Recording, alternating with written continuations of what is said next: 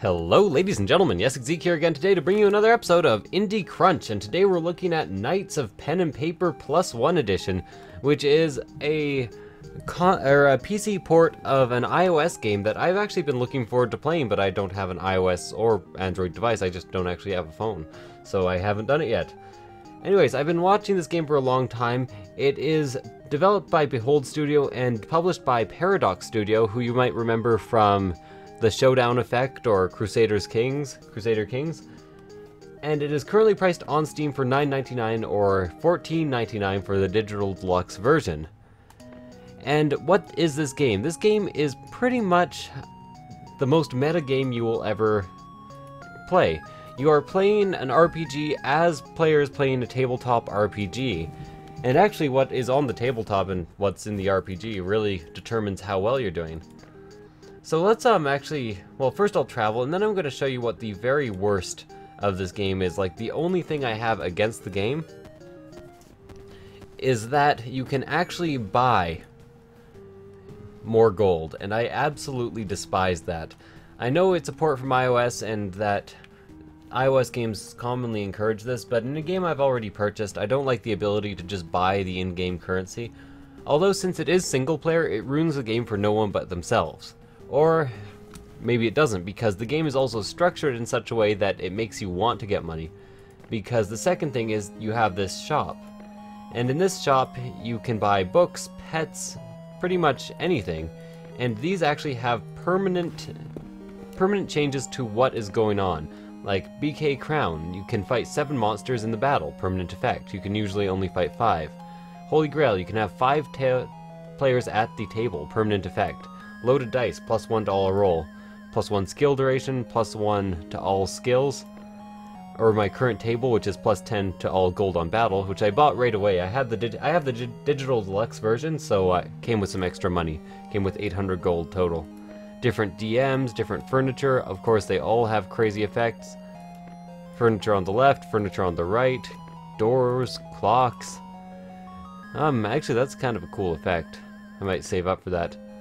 +1 attack for 80 gold, +1 crit. So all of these, all the items you start with are actually just +2 experience, so they're pretty good just on their own, but not necessarily. +40% random damage range, permanent effect. Really? There's no random damage range. Huh. Kinda cool. But anyways, I'm going to close the shop now and continue on with the quest. So it's actually, there is some storytelling, but I'm not going to read too much of the story because A, it would ruin it, and B, the story is kind of in its own way making fun of Lord of the Rings in general, or not Lord of the Rings, Dungeons and Dragons in general. So it's the type of humor that you really only want to listen to once. Although there are 3 save slots on this game, so you can listen to it more than once if you would like. So I'm going to start out by putting... No, I'm not going to start out by putting one of them to sleep. Just going to attack. You can attack either by selecting the attack and clicking, or just by clicking on a random enemy. That's automatically attack. And then you also have your abilities, which are in here, your defend ability, your items, or the chicken out and run away command. So this is my paladin here. He has Leader's Strike, which draws all the aggro towards him. Gives him +40 threat. And if you can look here in this little menu, this is the threat level of each individual player, 9, 2, 10, 1, 6, 3. If there is too much of a discrepancy between enemy threat levels, you cannot actually attack the less dangerous enemies. Let's go ahead and use a meteor with my mage here. Then I just have a couple of attacks. And all these players, by the way, also have their own specific effects. Like this guy on the far left is the pizza guy. So he cost half of the total amount of gold you would normally cost to get him there. The first 2 characters were free. This is John. He gets a +10 extra experience points because he's lived. He's an old guy. My little brother, for instance, also gets +5 to initiative, so he tends to attack first because he is unquiet. So like I said, very, very meta game. This is my rogue. She gets +1 extra point on rolls, and is therefore my highest damage attacker, not to mention I've been pumping her poison ability, which is just +1 to every damage. Let's go ahead and get the final kill here. So that was all of the bats that I needed to kill for this quest, I'm fairly certain. So he's probably going to ask me to travel.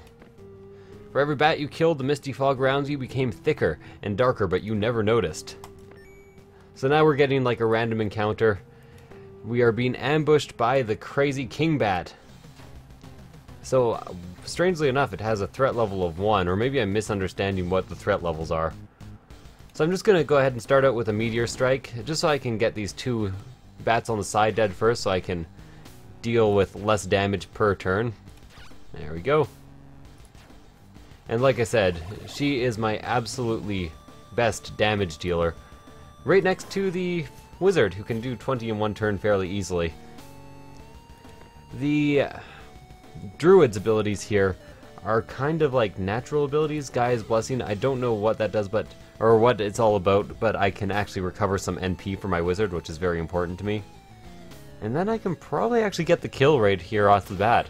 So the game's starting out pretty easy for me, but one thing you should know is that when you start a new game, which I've done for the sake of making this, you actually start out with all your previous shop items. So that's why I can have a party of 5 just right off the bat, and why I have so many things just hanging out on the table.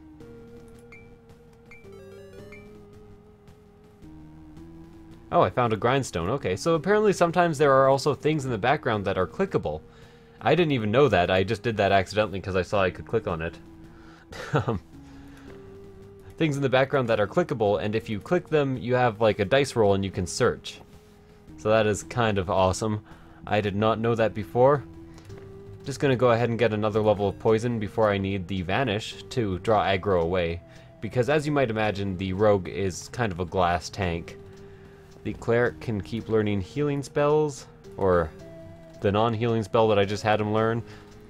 Little brother can learn, Feral Instincts. Pizza Guy the Paladin can probably go ahead and get some Devotion. Devotion is a passive. I like passive abilities in this game because they're quite good, and I kind of like people focusing on the Paladin in terms of the biggest threat. So now I can go ahead and probably travel back to town. You defeated the Bat King. This will make the other bats afraid to leave here and reach the village. Now you should return to the default village. I'm sure they'll be happy to hear what you've done. Let's go ahead and travel to the default village. By the way, the humor is pretty dry in this. I do like it quite a bit. Like this village is the Journey Village, which is the first village we make a really big journey to, a pilgrimage. Up here, oops. Oh no, I did not want to go there. Stop. Okay, lovely. The castle up top, on the other hand, is the Sunset Castle. I guess that isn't as clever, but there is quite a large map. There is quite a bit to explore and discover. You can see there's like a pirate adventure going on up there in the sky. Lots of different areas over here, and tons of quests. Although I wish this game was moddable, because I could see people adding to this pretty much infinitely. I'm not sure if it is or if it isn't, but I'm going to assume for now that it is. Now I can actually complete my quest. I'm Commoner Girl's boyfriend. You've proven good friends to us all. Aw, damn, she has a boyfriend. So as you can see, you get money there. If I were to head to another town, there would probably be a blacksmith there. Right now there's just a shop. And you might notice that everything in this game uses the exact same currency. Which, to be honest, I'm pretty fine with. I'm pretty fine with that. Now let's go and see what I can add for decoration. I actually meant to go to the shop there, not there. So I currently have 2 types of wall. I can get +5 resist, permanent effect, or no attributes at all. So I'm gonna go with a laser wall. It just came with that apparently. Oh, I get it. I get it. Because I have the deluxe edition, it came with a bunch of things to help me out. Now I do not have furniture to the left or furniture to the right, except for a clock. Oh, what's this? +15 magic. Okay, well, you know what? I'm actually gonna stick with everything that I have currently. So anyways, thank you guys for watching. I hope you enjoyed this episode, and I hope you'll pick up this game. Once again, it is on Steam, and I do highly recommend it. I love the pixelated art design. I love the game design in general. I'm a fan of the music, although it does get a bit grating over time. So, because the tracks tend to repeat themselves, and you tend to spend a lot of time in any single area, so I don't know about the music. But I do like the art, and I do like the design, and I like the concept of the gameplay. Although I think it would be a lot more fun if it had... Somebody could make a game like this that had more fleshed out skill trees and that was actually 5-player multiplayer. So it would pretty much be Dungeons and Dragons and people could like program in pre-made character modules. I think that'd be awesome. Anyways, thank you guys for watching. I hope you enjoyed this episode and I hope you'll check out Knights of Pen and Paper +1 edition. Anyways, thank you guys for watching. I'll see you guys next time.